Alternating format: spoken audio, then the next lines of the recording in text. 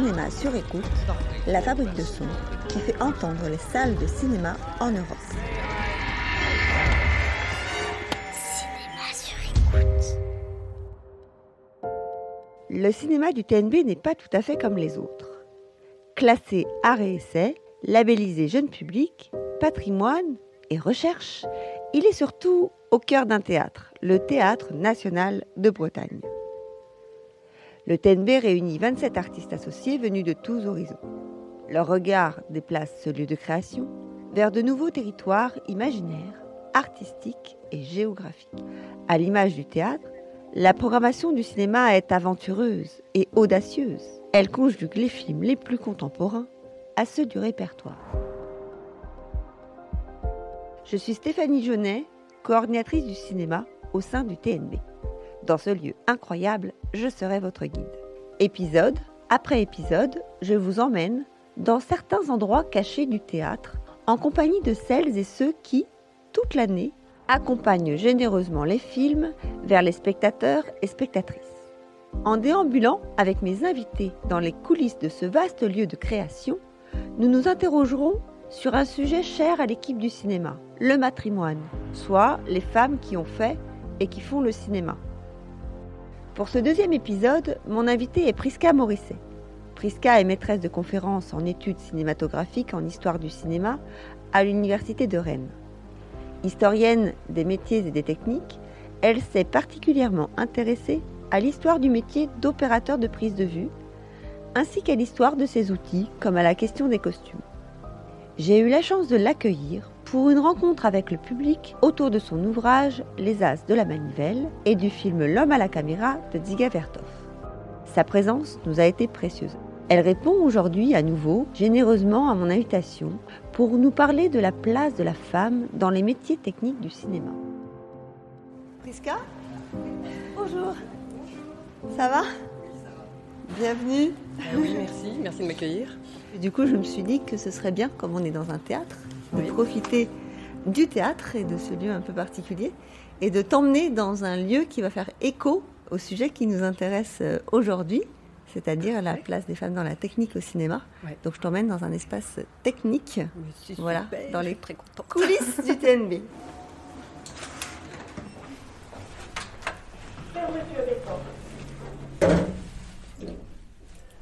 Donc on monte au 3e étage du TNB, donc dans la partie administrative, où là il y a d'un côté toute la régie son, de l'autre côté toute la régie lumière. Ah, très bien.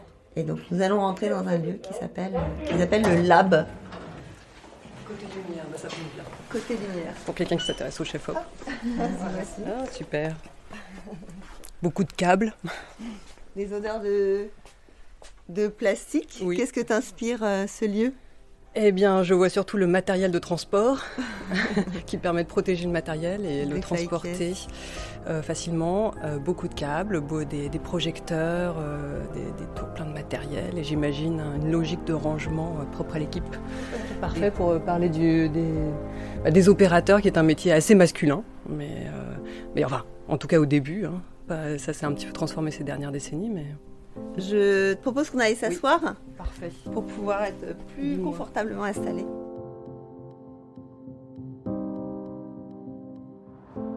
Donc Prisca, est-ce que tu pourrais nous dire comment tu es arrivée jusqu'à cette question qui te questionne sur la technique du cinéma ? Eh ben, moi, je viens d'histoire. J'ai un parcours d'historienne qui s'est progressivement intéressée... disons en fait à l'histoire du cinéma par le biais de la question de la collaboration. D'abord entre l'historien et le réalisateur. Et puis à partir de la thèse, j'ai commencé à m'intéresser aux opérateurs. En fait, d'abord au directeur de la photographie et puis progressivement en fait, à resserrer mon sujet de recherche sur l'histoire du métier d'opérateur de prise de vue. Et à partir de là, il était absolument nécessaire que je comprenne ce qu'est la prise de vue, les outils, parce que s'intéresser à un métier, c'est s'intéresser à des gestes, à des outils, enfin toute une série d'activités et de division du travail. Et donc, c'est comme ça que j'ai commencé à m'intéresser à l'histoire des techniques. Voilà. Donc, c'est aussi comme ça un peu qu'on s'est rencontrés, puisque du coup, à travers le livre que tu as écrit sur les As de la Manivelle, est née de ça une envie de pouvoir circuler dans les salles de cinéma séance projection. Et du coup, c'était tout naturel pour nous, puisque des maîtres de conférences à l'université de Rennes 2, de t'inviter ici au TNB pour accueillir cette conférence. Peut-être on peut repartir du tout début de l'histoire du cinéma et retracer un peu ce rapport à la technique. Alors la première chose que je pourrais dire, c'est que par rapport à l'histoire du métier d'opérateur de prise de vue, donc la personne qui tourne la manivelle de la caméra pour prendre les vues, entraîner la pellicule et l'impressionner, c'est un métier très genré masculin. Il y a très très peu de femmes dans cette histoire-là, mais qui n'ont pas vraiment, disons, été professionnalisées. Mais on a quand même des femmes qui ont tourné la manivelle. Alors, je peux en citer au moins 3. D'abord, cas fameux Georgette Méliès, la fille de Georges Méliès, qui effectivement a servi visiblement à plusieurs reprises de deuxième opérateur, tant au théâtre de prise de vue à Montreuil, donc pour tourner la caméra donc de prise de vue, qu'au théâtre Robert Houdin pour tourner la manivelle pour les projections. Il y a également le cas d'une des sœurs d'opérateurs Lumière, la sœur de Marius et Pierre Chapuis, donc Lucie Chapuis, qui effectivement déclare dans une lettre en juin 1896 qu'elle a pris des vues. Et dans un courrier, elle explique qu'elle voudrait devenir opératrice, comme ses frères. Il semblerait qu'elle ne soit pas devenue opératrice Lumière, et qu'elle n'ait pas été envoyée en Russie ou je ne sais où, en Espagne ou au Canada pour tourner des vues. Et enfin, le dernier cas, c'est Lucienne Chevroton, c'était une scientifique, et elle était en charge, à partir de 1899, de tous les travaux photographiques et visiblement cinématographiques d'un laboratoire de monsieur Charles-Émile François Franck, qui était médecin et professeur au Collège de France. Et à la fin des années 20, à la SFP, donc à la Société française de photographie, Chevroton, qui entre-temps est devenue Madame François Franck, fait projeter des vues qu'elle a exécuté elle-même, donc à partir de 1900, dans le laboratoire de son mari qui est alors décédé. Voilà. Et donc elle était assistante, et en tant qu'assistante, elle a pris des vues et elle s'occupait de tous ces éléments-là. Voilà. Mais ce ne sont pas des personnes en fait, qui ont été professionnalisées opérateurs de prise de vue. Et si on regarde, alors on a les premiers annuaires professionnels, on a les opérateurs dans les années 10. Moi, j'ai couru jusque dans les années 30 pour regarder certains annuaires, etc. Il n'y a pas de femmes. Il n'y a pas de femmes dans cette catégorie-là. Ça ne veut pas dire qu'il n'y avait pas une pratique, comme ici, un peu moins visible, de femmes qui ont pu être, disons, cadreuses, caméramen, camérawoman ou opératrices. Voilà. C'est très fugace. Et en tout cas, dans le monde professionnel des opérateurs, voilà, il n'y a pas vraiment de femmes. Alors, quel métier faisaient les femmes, en fait, dans les années 10 ? J'avais regardé dans les archives les recensements de Vincennes en 1911 et j'avais commencé un peu une liste, en fait, des métiers de femmes que j'avais trouvés. Mais on s'éloigne un peu du cinéma, mais ça dit quand même des choses. Voilà.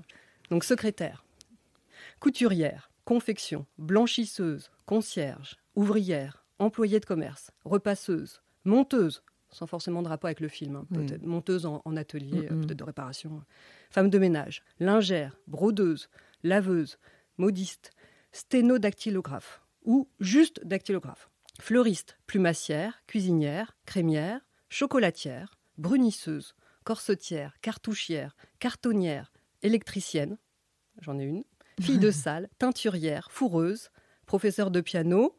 Et effectivement, à Vincennes, on trouve au moins une mécanicienne chez Pathé et plusieurs coloristes. Et effectivement, voilà un métier très, très genré, mais dans l'autre sens, contrairement aux opérateurs, qui est un métier effectivement très, très féminisé. De manière générale, dans ces premières années, et c'est valable dès les années 1900, c'est valable dans les années 1910, et c'est valable encore bien plus tard, les métiers du laboratoire sont très féminisés au laboratoire.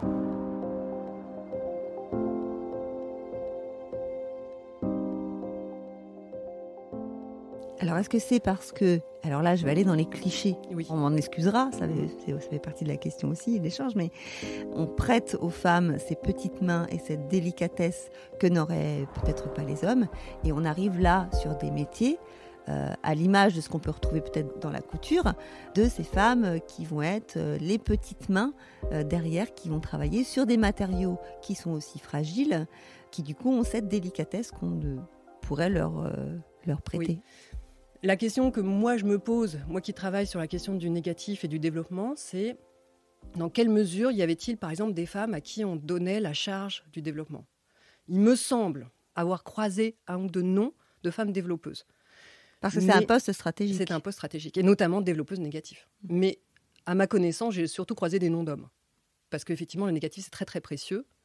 Si on rate le développement du négatif. Donc il y a quand même aussi un côté dépréciatif, je pense. Enfin, en tout cas, dans les postes hiérarchiques, etc. Après, c'est peut-être aussi une vision que nous avons, nous, a posteriori, puisque malgré tout, ces dernières années, on a quand même eu, courant des Women's Studies puis des Gender Studies, on a quand même eu énormément d'historiens et d'historiennes qui sont revenus sur tous les a priori que nous avons sur l'histoire des métiers du cinéma et notamment du point de vue du genre, et qui reviennent en fait sur ces questions-là. Alors j'en ai 2 à vous présenter. C'est sur Hollywood. Le premier ouvrage, c'est celui de Karen Ward Mahar, M-A-H-A-R. Ça s'appelle Women Filmmakers in Early Hollywood. Donc on est toujours dans cette période, puisqu'on commence ici en 1908. Et elle termine son étude en 1928. Et donc c'est divisé en 2 grandes parties. Et toute la partie consacrée à 1908-1916, en fait, elle pointe du doigt l'importance en fait, des femmes dans l'ensemble des métiers. Donc que ce soit la puissance, évidemment, des vedettes, bien sûr, des vedettes féminines. Mais enfin, ça, c'est peut-être une évidence. En fait, c'est le métier le moins genré, disons, dans un sens ou dans un autre. Mais également, bien sûr, côté metteur en scène et côté production. Et côté, bien sûr, scénario, écriture, mais ça fait longtemps, en fait, qu'on sait qu'il y a eu beaucoup d'études sur les femmes scénaristes à Hollywood. Et la deuxième partie, ça qui est intéressant, c'est qu'elle revient, donc elle revisite toute cette histoire-là en démontrant l'importance et la place des femmes à des endroits stratégiques. Et la deuxième partie, qui s'appelle A Business Pure and Simple, donc c'est une histoire, en fait, qui essaie de recontextualiser, de problématiser la masculinisation d'Hollywood entre 1916 et 1928. Donc un phénomène finalement de fermeture et d'exclusion progressive à partir du moment où, selon Mahar, ça devient en fait un enjeu, un Wall Street enjeu, un enjeu financier. Et là, fermeture en fait des postes clés et éviction en fait largement en fait des femmes. Cela dit, à la suite, donc cet ouvrage a été publié. Alors, je voudrais pas dire de bêtises. J'ai 2008 en tête. Et c'est ça, 2008. Et à la suite de cet ouvrage-là, en 2016. Est paru un ouvrage qui s'appelle Independent Stardom, Freelance Women in the Hollywood Studio System de Emily Carman, C-A-R-M-A-N. Et dans Independent Stardom, Emily Carman se propose de prendre la suite de l'étude de Ward Mahar en disant « Oui, c'est vrai, il y a une masculinisation, on ne peut que la constater. Cependant, cet espace finalement de fermeture et de mise sous contrainte, notamment dans le système des studios avec des contrats en fait, qui contraint énormément en fait, notamment les actrices, est-ce qu'on n'aurait pas en fait, besoin de, quand même, de revenir un petit peu au contrat, d'analyser véritablement ce que finalement les actrices obtiennent ou pas. Et elle revient en fait sur cette idée en montrant que certaines des actrices, notamment Carole Lombard par exemple, ont réussi en fait à obtenir de l'autonomie et beaucoup de choses en fait dans leur contrat, à un statut de freelance bien avant les dates qu'on trouve dans l'histoire traditionnelle du rapport entre les acteurs et le système des studios hollywoodiens, c'est-à-dire milieu des années 40, voire les années 50-60. Et donc, elle développe ça. Ce qui est très intéressant, c'est qu'elle développe ça à la fois comme en démontrant à quel point c'est un enjeu de pouvoir et qu'il y a eu des cas, effectivement, de femmes très puissantes, en fait, qui ont réussi en fait, à imposer des contrats ou un statut de freelance et de gagner leur autonomie. Et en même temps, elle mentionne aussi des cas, et notamment des cas d'actrices sino-américaines ou d'origine mexicaine, qui, elles, n'ont pas réussi à obtenir de contrat. Donc ça peut être à la fois un choix, disons, choisir le choix de l'autonomie parce qu'on est puissante, parce qu'on nous veut, parce qu'entre guillemets, on est bankable. Mais ça peut être aussi une contrainte et quelque chose qui n'est pas choisi, voilà, pour des questions voilà, de minorité et de dépréciation tout ce qu'on peut imaginer en fait derrière. Voilà. Mais ça permet de montrer en fait comment finalement les choses doivent être historicisées et à quel point en fait les derniers renouvellements historiographiques sont importants pour remettre en question en fait les a priori, les clichés qu'on peut avoir aussi sur certaines répartitions, certaines images qu'on a, parce qu'on a toujours ces mêmes images qui circulent aussi de la sortie des laboratoires où c'est très féminin. Dans les studios, on a plutôt les mécaniciens, les électros, qui sont effectivement surtout genrés masculins, etc. Donc, effectivement, donc le collectif 50-50, on en parlait tout à l'heure en off, on va dire, mais effectivement, avec ce rôle important qu'elles ont, on va dire, de collecter les données, les chiffres et de pouvoir avoir des statistiques assez juste? Alors, il y a eu plusieurs études qui étaient parues dans un numéro de Positif, je crois au milieu des années 80, qui était probablement donc déjà une étude du CNC, là pour le coup, qui avait fait une étude de la répartition des cartes professionnelles délivrées entre 1951 et décembre 81. Et donc, on voit donc réalisateur long métrage. Alors, si je vous donne juste les pourcentages de femmes, 8,65% des réalisateurs long métrage, 1,40% des directeurs photo, entre 51 et 81. Voilà. 4%, un peu plus de 4% pour les cadreurs, les caméramans. Par contre, on monte à 24,5% pour les premiers assistants opérateurs. Donc là, on a peut-être déjà les effets en fait de l'arrivée de ces jeunes femmes qui rentrent dans les écoles en fait à la fin des années 60 et début des années 70. Chef opson, 0. Bon. Assistant son, 4,5%. Chef monteur, 77%, plus de 77%. Chef décorateur, 6,66%. Un métier très genré masculin là aussi. Et les scripts, 100%. Et directeur de production, 16%. Voilà. La fameuse script girl. Oui, exactement. Et voilà. Et ça, ce sont des chiffres qui évoluent. C'est très intéressant de comparer ces chiffres-là avec ceux de l'étude. Il y a une très grosse étude qui est parue en 2019 par le CNC sur ces questions en fait de genre. Et on voit qu'il y a des endroits où ça s'équilibre, notamment par exemple dans le montage, ça s'équilibre, 40-50, 40-60. On voit que les choses se sont rééquilibrées au niveau parité. Par contre, effectivement, on a toujours 95% de scripts ou d'assistants scripts qui sont des femmes et toujours 74% de costumières habilleurs ou maquilleuses. Voilà. Donc, très clairement, beaucoup de femmes ici, contrairement aux électros, 5,3% de femmes. Voilà. Donc il y a des endroits où ça change et donc c'est intéressant d'avoir une vision un petit peu longue sur le siècle et puis des endroits où ça ne change absolument pas. Et j'en reviens aux études du collectif 50-50. C'est là où en fait c'est très intéressant de lire cette étude du CNC qui est extrêmement riche. Il y a beaucoup de choses. C'est une énorme étude très complète. Et c'est très intéressant de compléter ça avec le collectif 50-50 puisqu'ils vont se poser des questions qui n'apparaissent pas forcément en fait dans d'autres études. Donc, je vous donne juste un exemple. Ils vont faire, par exemple, la distinction entre le pourcentage, le nombre de femmes nominées en réalisation et le nombre de femmes qui reçoivent le prix. Par exemple, pour les Césars, c'était novembre 2021. Donc, il y avait 10% de femmes nominées en réalisation, 2% de femmes césarisées. Donc là, on voit bien les écarts. En fait, tout d'un coup, quand on commence en fait à jouer un petit peu avec ces chiffres-là, ça dit énormément de choses. Et effectivement, la question en fait des gros budgets, elle apparaît très clairement en fait dans leurs chiffres. Et un de leurs titres en fait de leur diagramme, c'est en 10 ans, le film le plus cher n'a jamais été réalisé par une femme. Voilà, ça dit quand même des choses. Ça parle. Donc voilà, et j'ai retrouvé les propos de Caroline Champetier dans ce même article du film français paru donc en 1999 et qui revenait, donc encore une fois j'insiste, en 99, ce serait intéressant de s'entretenir avec elle aujourd'hui pour savoir si elle a changé de point de vue ou pas. Mais en 99, elle racontait à propos de cette barrière économique, il est clair qu'on ne va pas nous proposer Astérix. Nous avons beau avoir fait nos preuves sur nombre de films, quand on arrive à un certain niveau de budget, on sent des réticences. Je crois que cela vient surtout de la production qui doit se dire que nous n'avons pas les épaules assez larges. Bien sûr, on ne nous le dit jamais ouvertement. Mais quand on est en compétition sur ce genre de film, on constate seulement qu'il nous échappe systématiquement. Mais j'imagine que dans l'histoire du cinéma, il y a toujours peut-être eu des femmes qui ont combattu, on va dire, enfin en tout cas qui ont essayé d'imposer. Donc ça, on voit que pour les actrices, il y a effectivement un certain pouvoir comme ça parce qu'elles sont face à la caméra, qu'il y a une demande, qu'il y a la réaction du public.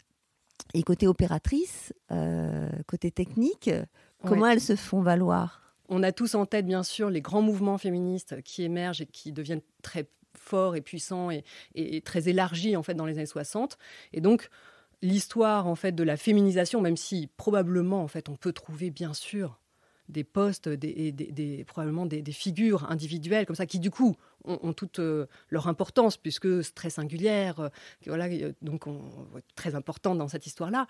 Mais le moment où vraiment ça se joue pour les directeurs de la photographie, du moins en tout cas en France, c'est la fin des années 60 et début des années 70. Au moment où on voit, et notamment les premières jeunes femmes à l'époque, qui rentrent dans les écoles de cinéma, les écoles publiques.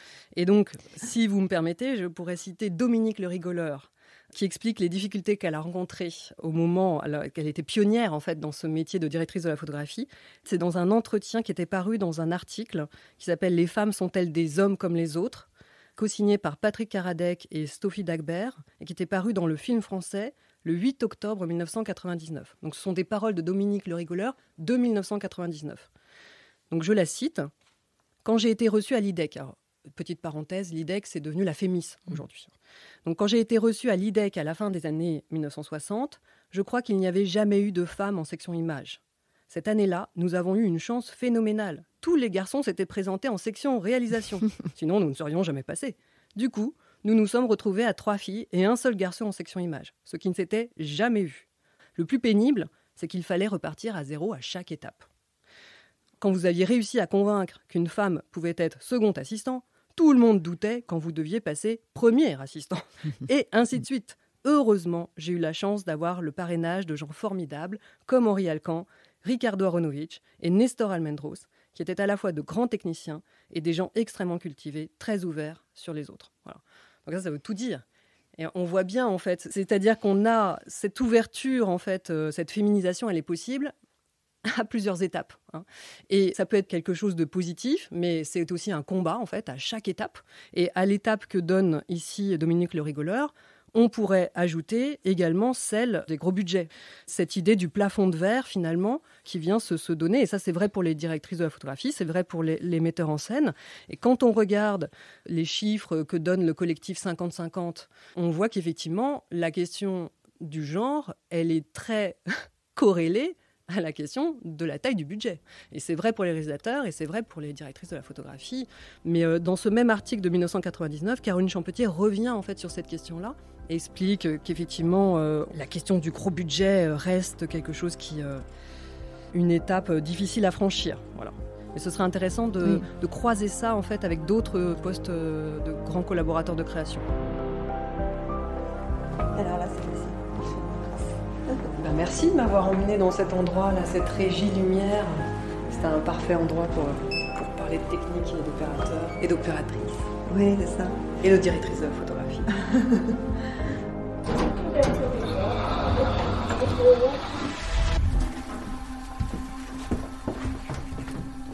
À bientôt. Au revoir. Salut.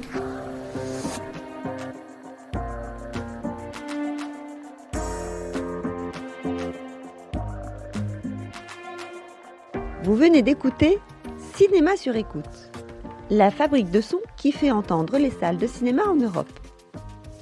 Cet épisode fait partie d'une longue série fabriquée à plusieurs. Nous vous parlons depuis nos salles, chaque salle de cinéma nourrissant ce flux avec sa propre couleur.